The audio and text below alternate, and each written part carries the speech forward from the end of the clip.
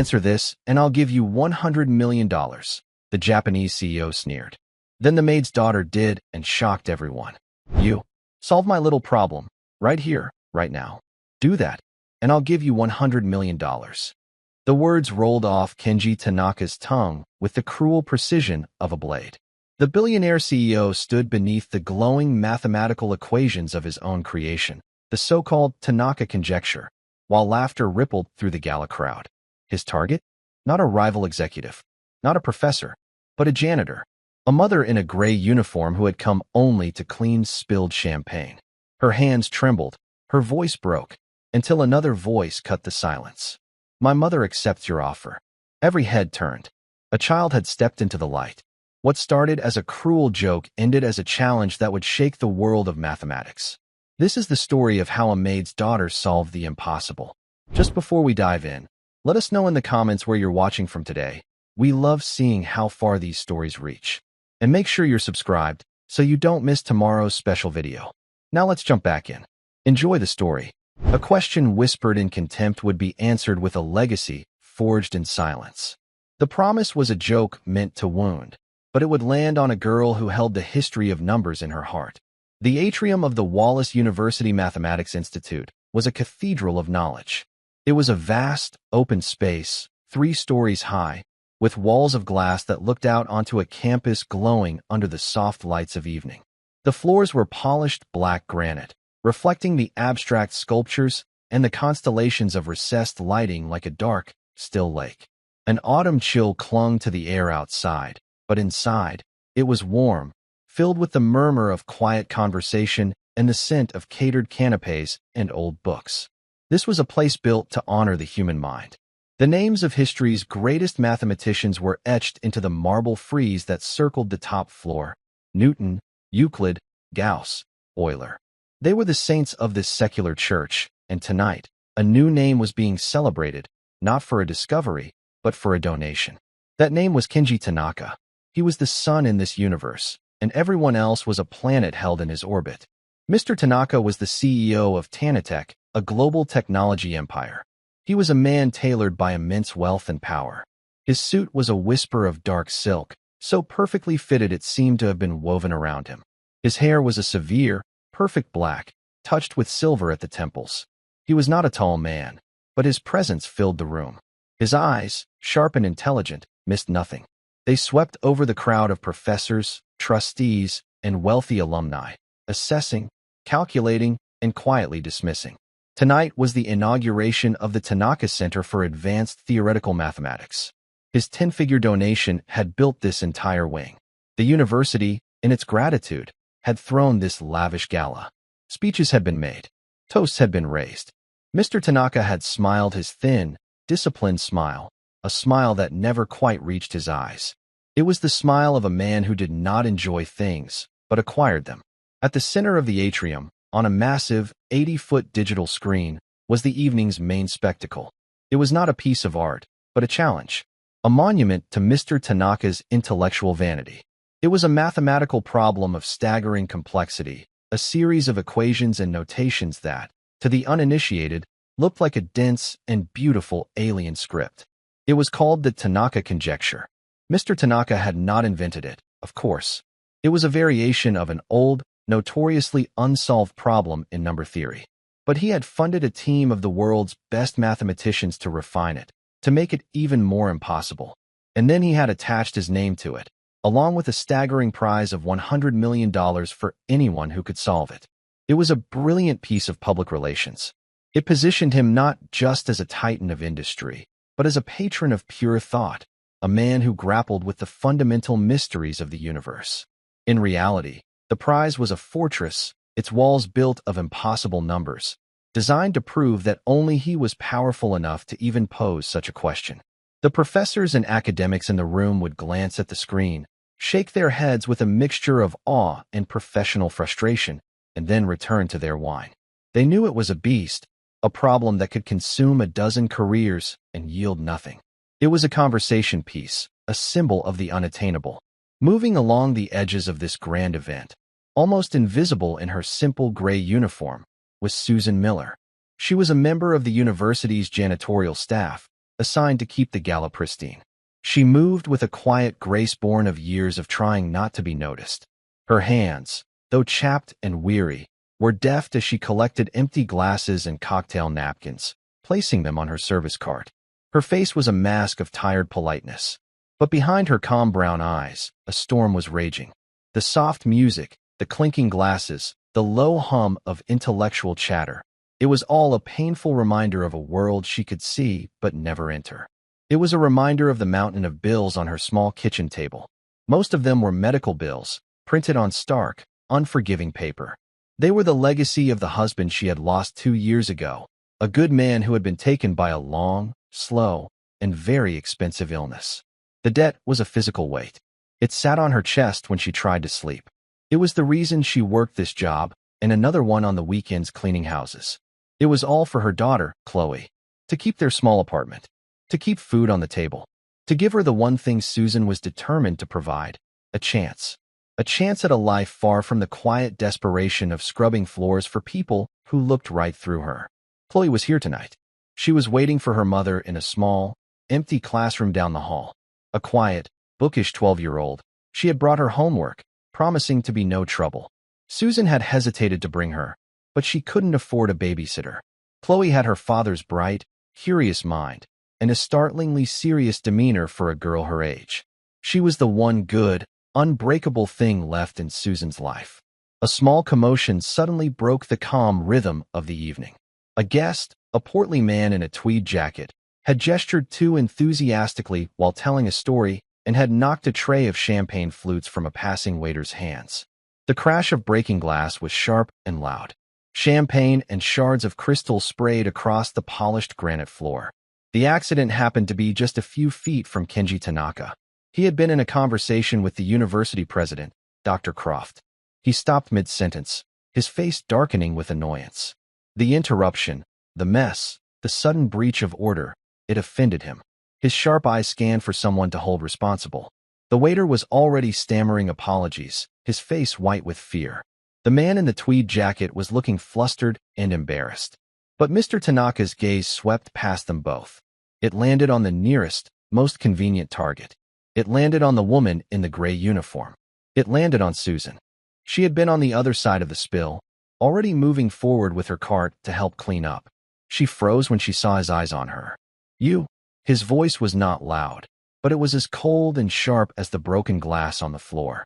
It cut through the surrounding chatter, creating a small pocket of sudden silence. "This is your responsibility. This area should be kept clear. My guests should not be subjected to this kind of clumsiness." Susan's heart began to pound. "Sir, it was an accident. I was just about to." "You were not doing your job." He cut her off, his voice laced with contempt. He took a step toward her. The university president looked uncomfortable but said nothing. No one contradicted Kenji Tanaka. "You people are paid to be invisible and to ensure things like this do not happen. It seems you are failing at both." The public nature of the rebuke was a slap in the face. Susan felt a hot flush of shame creep up her neck. She could feel the eyes of the guests turning towards them, their curiosity piqued by the small drama. She stared at the floor, wanting it to open up and swallow her. This was the part of the job she hated most. Not the work itself, but the casual, unthinking cruelty of the people she served. The constant, stinging reminder of her station. But Mr. Tanaka was not finished. He was a man who enjoyed making a point, and he now had an audience. A wicked, theatrical idea lit up his cold eyes. He gestured with a flick of his wrist towards the giant screen that dominated the atrium. "Perhaps your skills are better suited to a different kind of cleanup," he said, a cruel smirk touching his lips. The guests leaned in, sensing a performance. "I don't understand, sir," Susan whispered. "That," he said, pointing to the Tanaka conjecture. "It is messy. A problem. You seem to be surrounded by problems." The small crowd around them chuckled. "You clean floors. You make things tidy. Why don't you tidy that up for me?"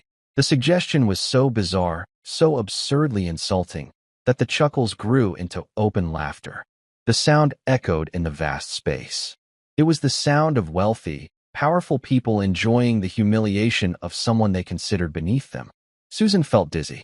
She could not comprehend the level of malice required to mock someone so publicly.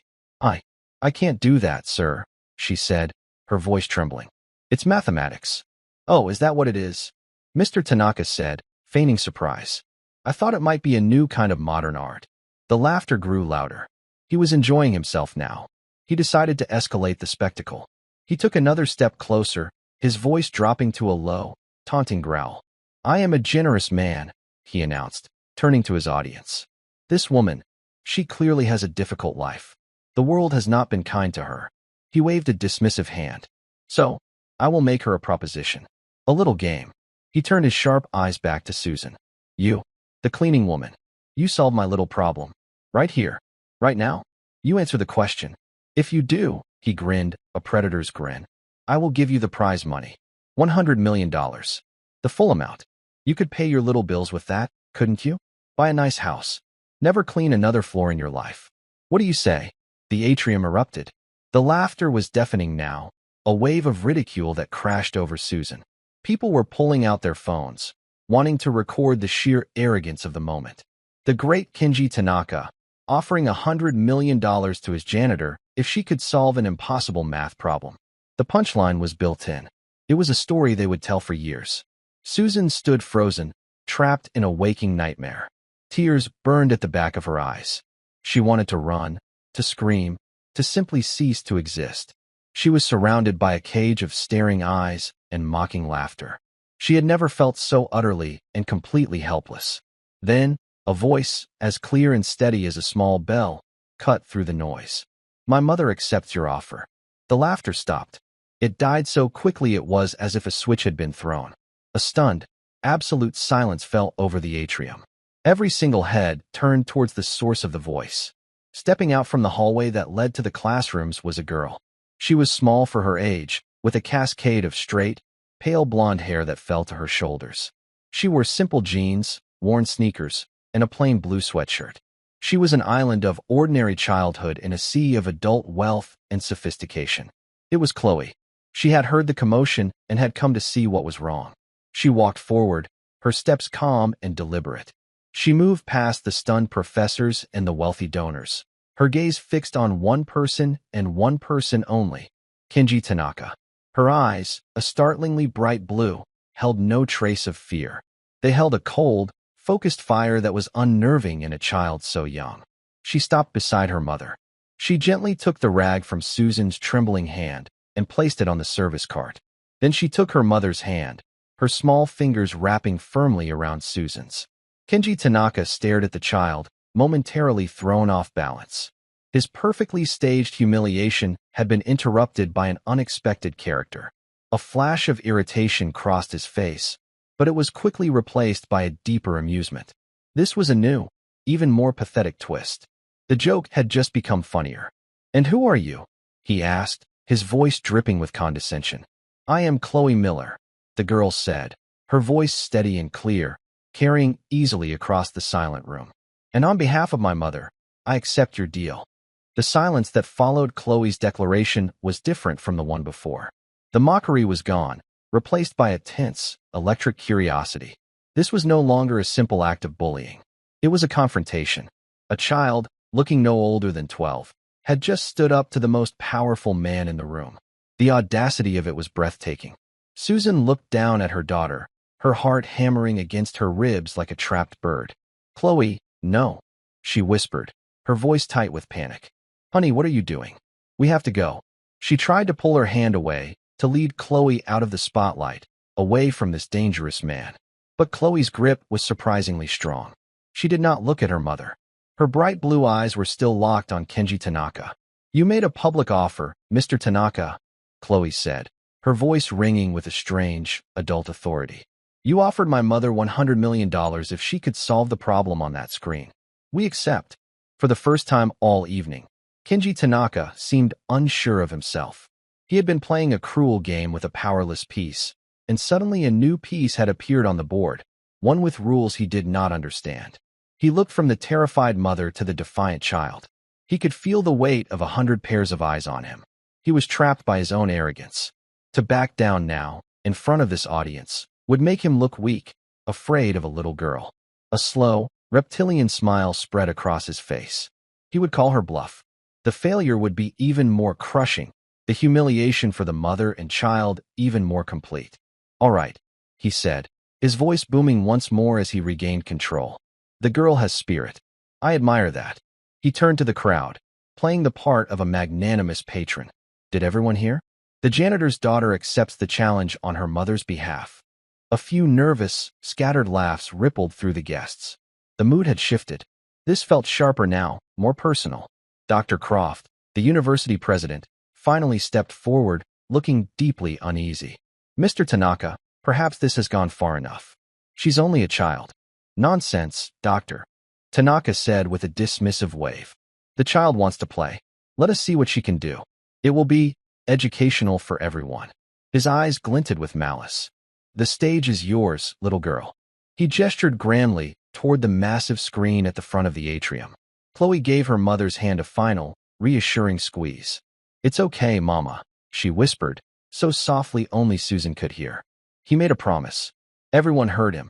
Then she let go and walked towards the dais where the screen's control panel was located. The crowd parted for her, a silent sea of tuxedos and evening gowns. Her small frame, in its simple sweatshirt and jeans, seemed impossibly fragile against the backdrop of immense wealth and intellectual grandeur. Mr. Tanaka crossed his arms, the picture of smug confidence. His associates were smirking, already imagining the pathetic outcome. They pictured the girl staring blankly at the screen, or perhaps scribbling some childish drawing before bursting into tears. They were expecting a comedy. But Chloe did not go directly to the control panel. Instead, she stopped about 20 feet from the screen and began to walk slowly from one side to the other. Her steps were silent on the granite floor. Her head was tilted up, and her eyes were not looking at the screen with childish wonder. They were narrowed in intense concentration, scanning the complex web of equations with a seriousness that was profoundly unsettling. She was not just looking at it. She was reading it. She stopped at the far right of the screen, then walked to the far left. She was taking in the problem as a whole, seeing its shape, its structure. A professor of mathematics in the front row murmured to a colleague, "What is she doing? It's not a painting." Mr. Tanaka's smile widened. The absurdity was richer than he could have imagined. "Are you having trouble finding a place to start, little one?" he called out, his voice thick with mock sympathy. Chloe ignored him completely. She finished her slow patrol and walked to the small lectern on the dais. On it was a wireless stylus, used for interacting with the digital screen. She picked it up. She held it in her small hand, feeling its weight. The tool of a modern mathematician. She turned and faced the screen. For a long moment, she simply stood there, her eyes closed. The room was so quiet you could hear the faint hum of the servers in the building's basement. The guests exchanged confused glances. This was not the bumbling, tearful failure they had been led to expect. This was something else. Something strange. The child's calm was unnerving. It felt ancient, out of place in her young body. It was the calm of a grandmaster before the first move, of a composer hearing the entire symphony in their head before writing the first note. Susan watched her daughter, her heart a painful mix of terror and a strange, unexplainable flicker of hope. She had seen Chloe like this before, but never in a place like this. At home, Chloe would sit for hours with her father's old college textbooks, books filled with symbols Susan could never understand. She would fill notebooks with her elegant, precise handwriting, covering pages with equations. Susan had always thought it was just a game, a way for Chloe to feel close to the brilliant, gentle man she still missed so dearly. She never imagined it was anything more. After a long, silent moment, Chloe opened her eyes. She stepped up to the screen. It towered over her, a black wall of infinite complexity. With a smooth, practiced motion, she touched the stylus to the surface.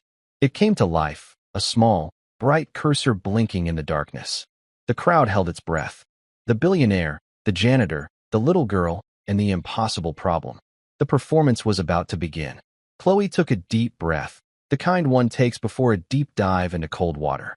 Then she began to write. Her first marks on the screen were not numbers. They were not variables.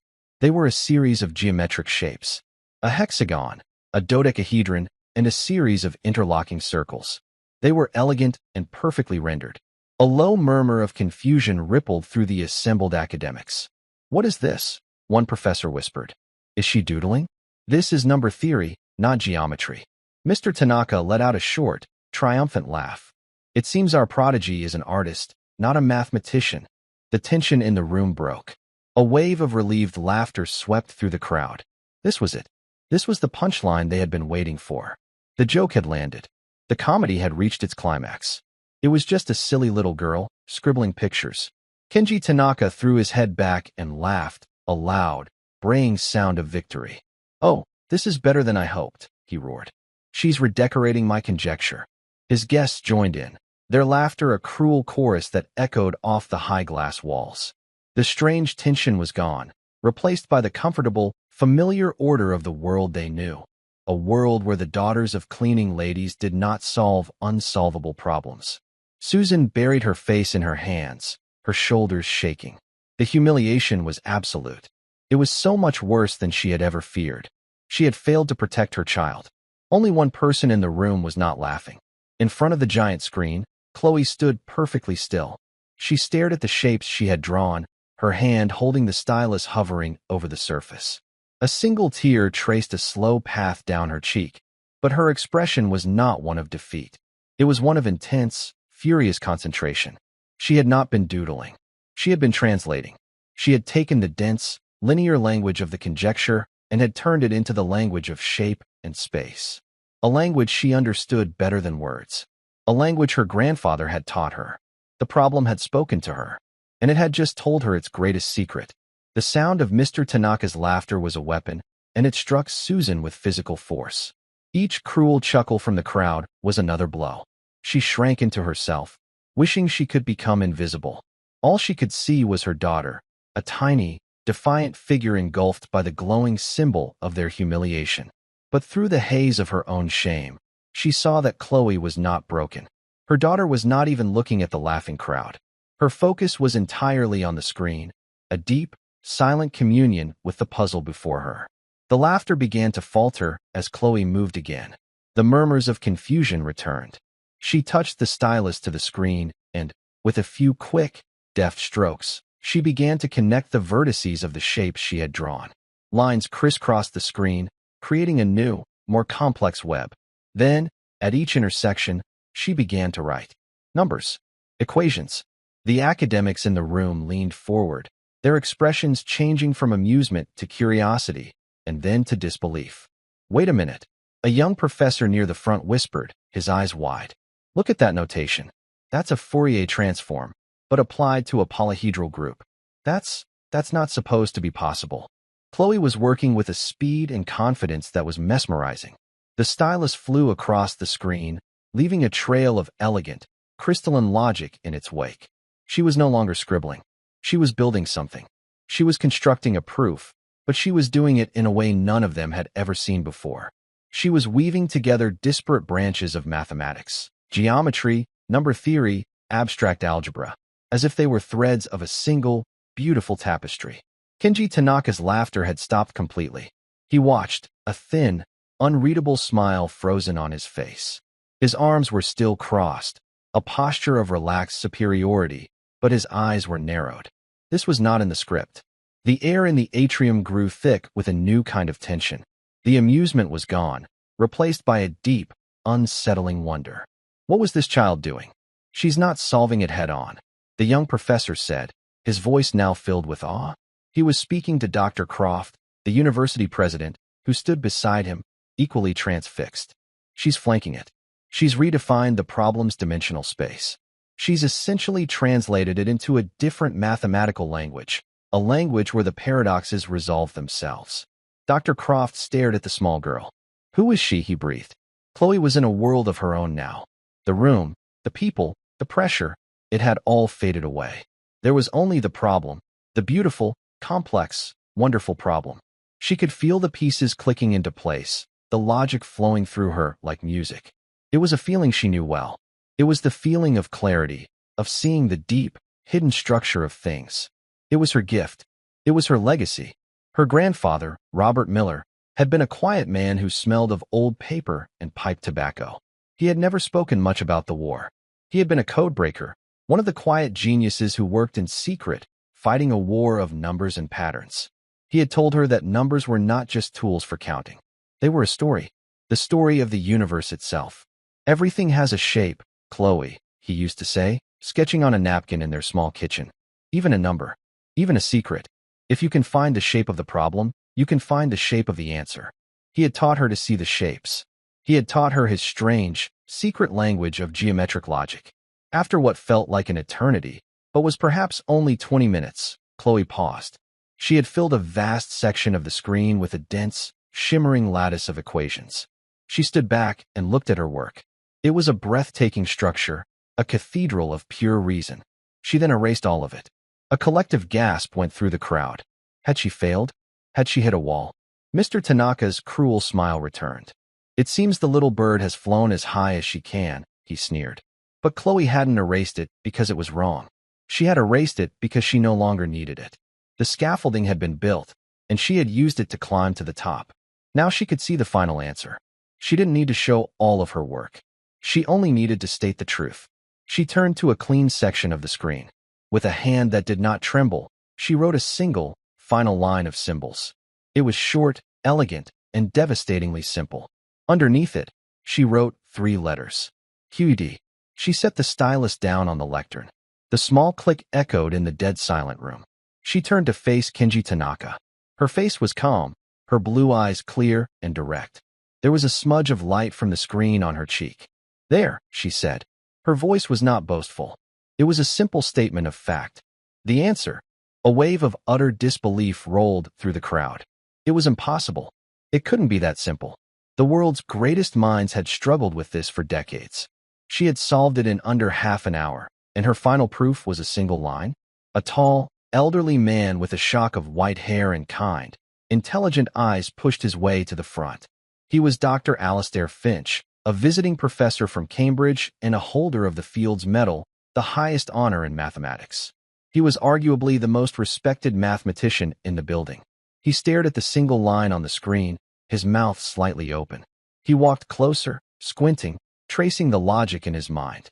The seconds stretched into an eternity. The entire room waited for his verdict. Finally, he turned away from the screen.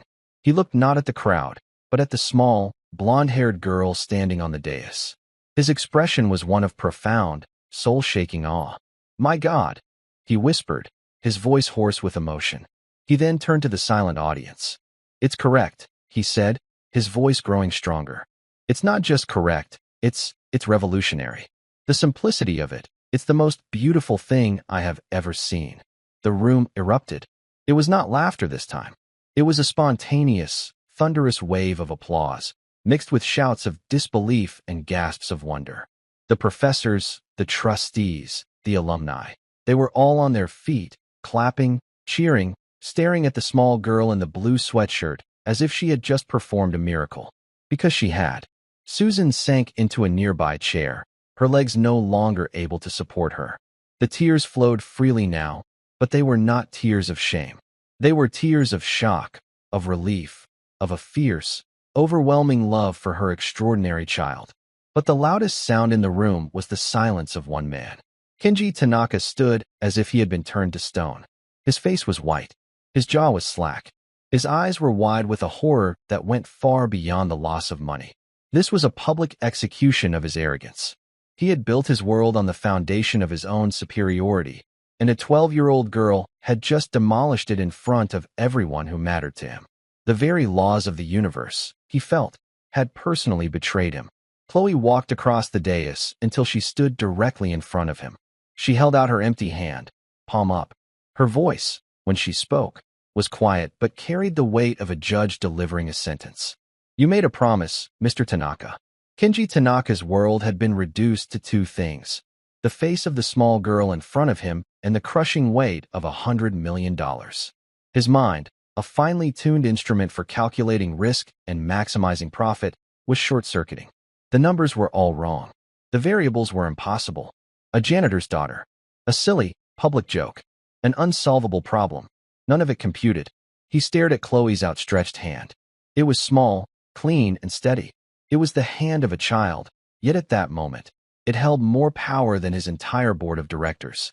It was a demand for a debt he never intended to pay, a debt forged in his own public mockery. His first instinct was to lash out, to call her a cheat, to claim it was a trick a pre-calculated stunt. But as he looked past her to the sea of faces in the crowd, he saw that was impossible. He saw the rapturous expression on the face of Alistair Finch, a man whose reputation was as solid as the mathematical truths he studied. He saw the university professors nodding to each other, their faces alight with the thrill of discovery. He saw the guests, his guests, looking at him, their expressions a mixture of awe for the girl and a cold, waiting curiosity for his response. They had all been witnesses. He had set the stage, written the script, and cast the players. He had simply expected a different ending. "This is preposterous," he finally managed to say, his voice a low, strangled rasp. It lacked its usual commanding tone. It was the sound of a king who had just been checkmated by a pawn. "You made an offer, Mr. Tanaka," Dr. Croft, the university president, said, stepping forward. His earlier timidity was gone, replaced by a firm, protective stance. He stood slightly behind Chloe, a silent guardian. A verbal contract, in front of more than 100 witnesses. It was a figure of speech. Tanaka hissed, his composure cracking. "A joke. You can't possibly hold me to that." Dr. Finch stepped forward, his kind eyes now hard as diamonds. "A joke, Mr. Tanaka? You found it amusing to publicly humiliate a working woman and her child? You used the platform of this great university, a place of learning and integrity, to stage a cruel piece of theater for your own entertainment. And you used my field, my beautiful mathematics, as your weapon." He gestured to the screen, where Chloe's single, elegant line of proof still glowed. "That is not a joke. That is a work of genius. A gift. And this child," he said, his voice ringing with authority, "has just given this institution a discovery more valuable than your entire donation. A discovery you tried to tarnish with your petty cruelty." The crowd murmured in agreement. The tide of opinion had turned against him completely. He was no longer the powerful benefactor. He was the villain of the story. Chloe had not moved. Her hand was still outstretched. Her gaze was unwavering. She was the calm center of the storm that was tearing Kenji Tanaka's world apart. "The money, Mr. Tanaka," she said again, her voice quiet but insistent. "My mother has debts." The simple, honest statement was more devastating than any accusation. It cut through all the pretense and ego and laid the situation bare. This wasn't about genius or pride. It was about a daughter trying to save her mother. Tanaka looked at Susan. She was on her feet now, standing a few steps behind Chloe, her face streaked with tears but her back straight. For the first time, he saw her not as a piece of furniture in his world, but as a person. He saw the fierce, protective love in her eyes. He saw the years of hardship etched on her face. And in that moment, he understood that he had not just lost a bet. He had lost a war of character against people he considered less than human. With a final, shuddering breath of defeat, he reached into his jacket and pulled out a sleek, black phone. His hands trembled slightly as he tapped the screen. He spoke a few sharp, clipped words in Japanese to the person who answered. Then he put the phone away. "My lawyers will be in contact with the university in the morning," he said, the words tasting like ash in his mouth. "They will arrange the transfer of funds to a trust for the child." He could not bring himself to look at her as he said it. He turned on his heel and strode toward the exit, his back ramrod straight. His security detail scrambled to clear a path. The crowd parted for him, but this time, it was not out of respect. It was out of contempt. As he walked, he could feel their stares like daggers in his back. He had entered the atrium as a sun god. He was leaving as a black hole, an empty, collapsed star. As the doors hissed shut behind him, a profound silence fell over the room once more. It lasted for a single heartbeat. Then, the applause started again. It was a warm, genuine, and joyous sound. It was for Chloe. Professors and donors crowded around her, their voices a babble of congratulations and excited questions. "How did you see that geometric relationship? Have you studied tensor calculus? What is your name, young lady?" Chloe seemed overwhelmed by the sudden, intense attention. She took a step back, her composure finally beginning to fray. She looked for her mother. Susan pushed through the crowd and wrapped her arms around her daughter, holding her tight. "It's okay, baby," she whispered into Chloe's blonde hair. "It's over. You did it." Chloe buried her face in her mother's uniform, the smell of clean linen and hard work a familiar comfort. "I just wanted him to stop being mean to you, Mama," she mumbled. Dr. Finch approached them, his smile gentle. He addressed the crowd of academics. Let's give the young lady and her mother some space, shall we? Genius needs room to breathe. He gracefully shepherded the well-wishers away, leaving Susan and Chloe in a small, quiet bubble. Your daughter, Mrs. Miller, he said to Susan, his voice filled with a deep, paternal warmth, is a very special person. I have never seen anything like it. Susan looked down at the top of Chloe's head, her heart aching with a love so fierce it almost hurt. I don't understand any of it, she confessed. Her father, my husband, he loved math. He was an engineer. Chloe has all his old books. I thought she was just playing. This is not play, madam, Dr. Finch said softly. This is a symphony. He looked at Chloe.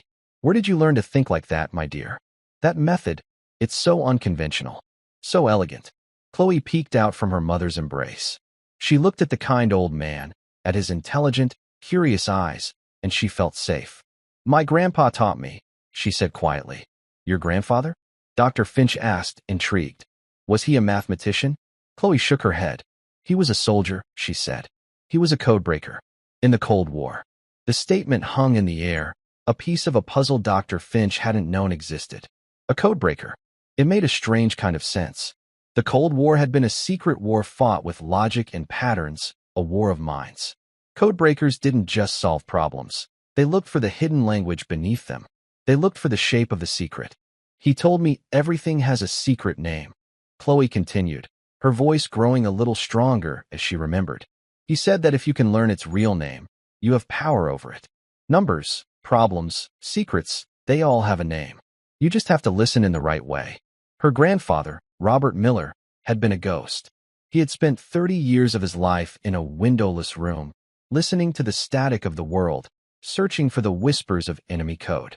He had learned to see patterns in chaos, to find meaning in random noise. When he retired, the silence of the civilian world was deafening to him. His mind, trained for a secret war, was a brilliant engine with no purpose. So he had poured all of it into his granddaughter. He had not taught her multiplication tables or long division. He had taught her the art of seeing. He had given her puzzle boxes and ciphers. He had taught her how to look at a complex system, a knot, a chess game, an engine, and find the one critical point that held it all together. He had taught her his secret language of shapes, a form of geometric visualization that allowed him to map complex codes as physical objects in his mind. He had recognized the same fire in her, the same intuitive grasp of abstract structures. He had given her the keys to a kingdom she never knew she was born to rule. He had passed on his legacy, a legacy forged in the silent, secret war of numbers. He had died just before her father got sick, leaving her with a mind full of his beautiful, strange tools. He gave me a name for this problem, Chloe said, looking up at the screen. He would have called it the unwieldy fortress. He said that you never attack a fortress at its strongest wall. You find the secret door that the builder forgot to lock. Dr. Finch stared at the girl, a profound understanding dawning on his face. She hadn't just solved a math problem. She had deciphered it. She had treated it like an enemy code, and she had found the key. A key her grandfather had given her years ago. A man in a sharp suit, who had been standing quietly at the edge of the circle, now stepped forward. He had a warm, genuine smile. He was not one of the academics. He was a trustee of the university and the CEO of a major aerospace company. He held out a business card. He offered it to Susan. My company builds some of the most complex guidance systems in the world, he said, his voice calm and respectful. We have an educational foundation. We fund gifted young people. We give full scholarships to the best universities. MIT, Caltech, Princeton, wherever your daughter wants to go. When she's old enough, I want you to call me. We will pay for everything. A mind like hers is a resource the world cannot afford to waste. Susan looked at the small, heavy piece of cardstock, then up at the kind, smiling man. For the first time that night, the full weight of what had happened crashed down on her. The fear, the humiliation, the impossible triumph. It was too much. Tears of pure, unadulterated hope welled in her eyes. The mountain of medical bills on her kitchen table suddenly seemed like a small hill. The future, which had been a dark, terrifying tunnel, now held a brilliant, blinding light at its end. She took the card. Thank you, sir, she whispered, her voice choked with emotion. He nodded, then looked at Chloe with admiration. Your grandfather would be very proud of you, young lady. Susan and Chloe walked out of the atrium, leaving behind a crowd of stunned intellectuals and the ghost of Kenji Tanaka's pride. They stepped out into the crisp, cool night air. The city lights below seemed to shine a little brighter. The weight of their debt, of their fear, was not gone, but it had been transformed. It was no longer a chain holding them down, but a story to be told. A story of how a mother's quiet dignity and a daughter's hidden genius had faced down a bully and won. They walked hand in hand across the manicured lawns of the campus. They didn't speak. They didn't need to. In the quiet space between them, they could both feel the presence of the two men they had lost, a brilliant, gentle engineer and a silent, secret codebreaker. Tonight, their legacy had been honored. And back in the silent atrium, a team of janitors was cleaning up the last of the broken glass from the champagne spill that had started it all. The giant screen had been turned off, but in the minds of everyone who had been there, the image of a single, beautiful line of logic still burned brightly, a testament to the fact that sometimes the most powerful truths are spoken in the quietest voices.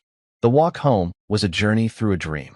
The university campus, with its grand stone buildings and manicured lawns, seemed to belong to another world, one they had only been visiting. Susan and Chloe walked side by side, their hands clasped tightly. The silence between them wasn't empty. It was filled with the deafening roar of everything that had just happened. Susan kept touching the business card in her pocket. The crisp, heavy cardstock felt like the only solid object in a world that had suddenly turned to liquid. It was a talisman, a proof that the night had been real. A full scholarship. MIT. Caltech. Words she had only ever seen in movies, possibilities that belonged to other people's children. When they reached their small, second-floor apartment, the familiar sight of its worn blue door was a comfort and a shock. It looked exactly the same, but they were different. The air inside smelled of their life, of old books, of the lemon-scented cleaner Susan used, of the faint, lingering scent of the soup they'd had for dinner 2 nights ago. It was the smell of struggle, of making do. As Susan locked the door behind them, the dam of her composure finally broke. She leaned her back against the door and slid down to the floor, her shoulders shaking with silent, racking sobs. It was all too much. The terror of the confrontation, the profound humiliation, the blinding shock of Chloe's triumph, and now, the dawning, terrifying light of hope. Chloe knelt in front of her, her young face a mask of concern. She put her small arms around her mother's neck. Did I do something wrong, Mama? Susan pulled her into a fierce embrace, burying her face in her daughter's hair. No, baby, no. She choked out, her voice thick with tears. You did everything right. You were so brave. I can't believe it. They stayed like that for a long time, 2 survivors clinging to each other on the shore after a shipwreck.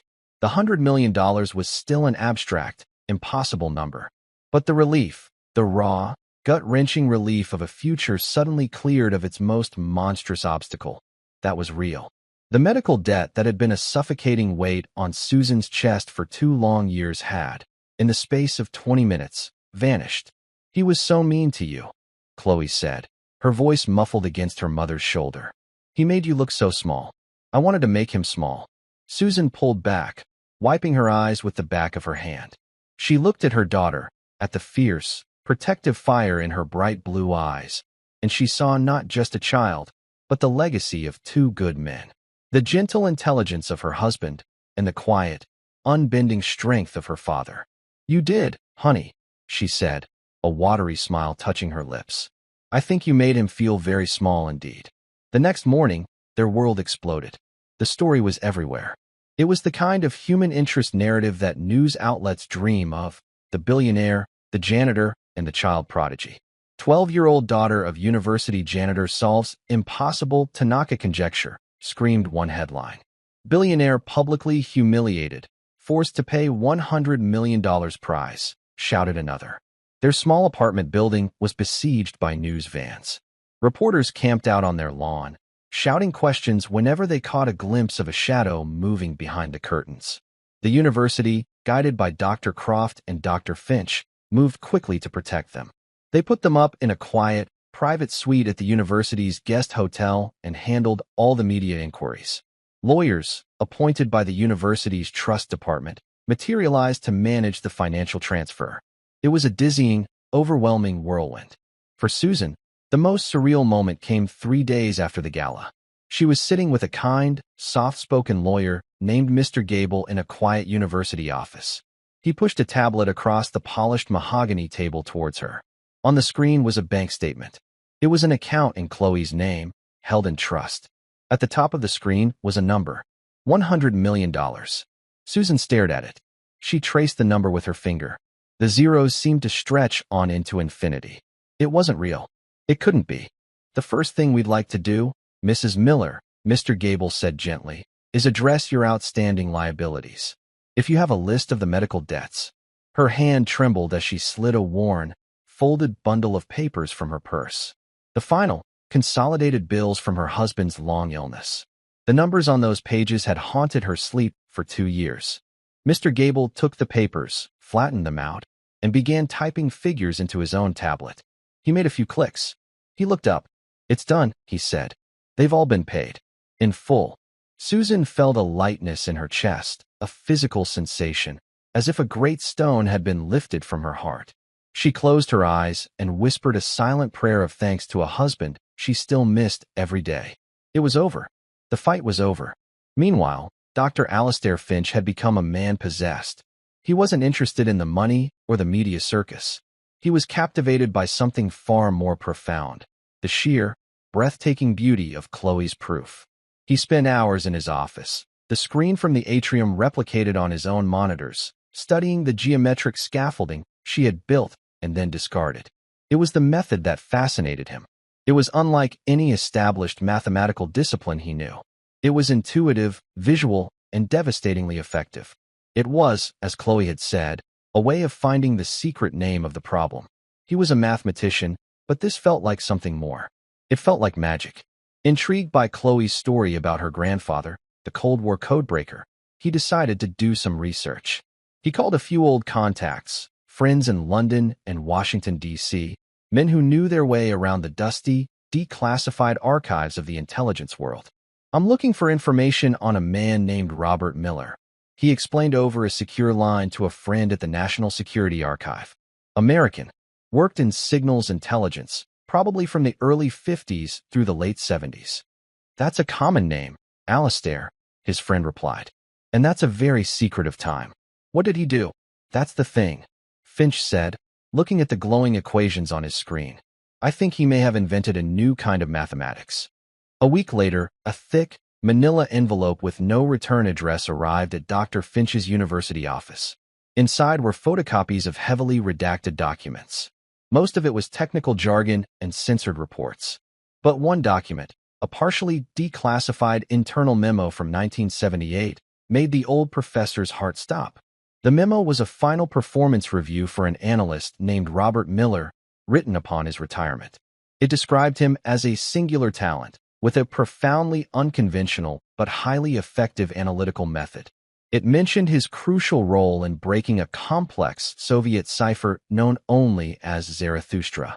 But it was the appendix that made Finch's blood run cold. The appendix contained a sample of Miller's work, a handwritten page of notes. On it was a series of geometric shapes, hexagons and dodecahedrons, interlinked in a complex pattern. It was a simplified, embryonic version of the exact same visual language Chloe had used on the screen.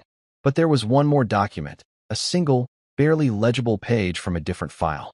It was a note about the Zarathustra cipher. It mentioned that the cipher was believed to have been compromised, not by Allied intelligence, but through industrial espionage in the late 1980s, after the Cold War had begun to thaw. A Japanese technology corporation, then a fledgling defense contractor, had acquired parts of the Zarathustra source code through illicit channels. The name of that corporation was Tanitech. Dr. Finch sat back in his chair, the pieces of the puzzle clicking into place with a terrible, beautiful clarity. Kenji Tanaka hadn't just invented his conjecture out of thin air. He hadn't just picked a random, unsolved problem.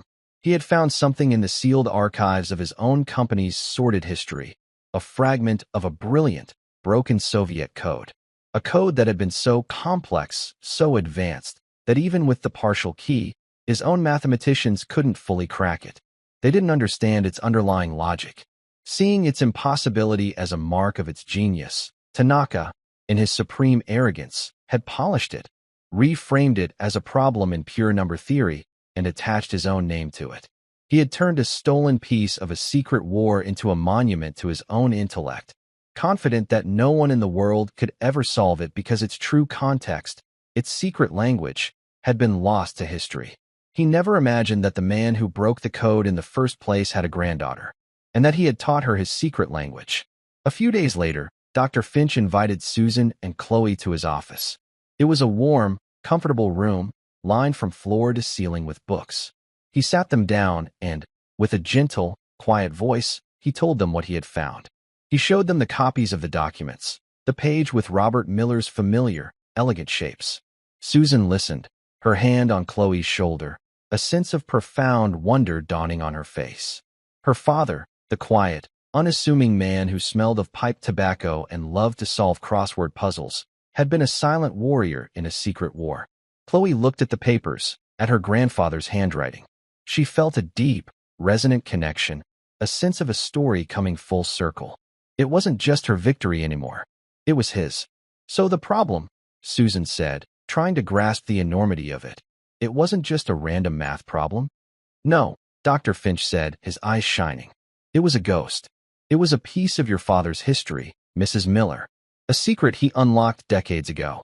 Mr. Tanaka stole the lock, put his name on it, and dared the world to find a key he thought no longer existed. He looked at Chloe, his expression a mixture of academic admiration and pure human awe. But he forgot to account for the keymaker's bloodline. The truth settled over them, beautiful and complete. The $100 million was no longer just a prize won in a moment of defiance. It was a debt of history, paid back across generations. It was the universe balancing its books.